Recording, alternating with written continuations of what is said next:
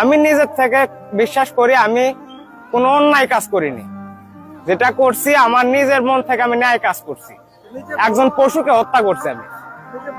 আইন প্রশাসন কিছু করতে পারে না, তাহলে তোমাকে যে প্রশাসন ধরছে, হ্যাঁ করছে, এটা করতে পারতেছে, কিন্তু যখন ও কোনো একটা নারীকে ধরেন রেপ করে বা জোর জবরদস্তি করে, ওই নারীর বাবা মা তো বলতে পারে না, যদি বলে দেয় হচ্ছে যে তার আর বিয়ে হয় না। এই সমস্ত ভয়ের কারণে তুমি প্রশাসনের কাছে গেছিলা? কেমনে যাবো? আমার হচ্ছে যে বোন টোন এইসব আশেপাশেকার লোক, তাদের ভবিষ্যৎ আমি কেন নষ্ট করবো? তুমি একাডেমিতে বলবা, এখন তো তোমার ভবিষ্যৎ গেল। একটা মানুষের ভবিষ্যতের জন্য যদি আরো 100 জনের ভবিষ্যৎ বাঁচে, এর জন্য আমি ভবিষ্যৎ নষ্ট করতে রাজি আছি।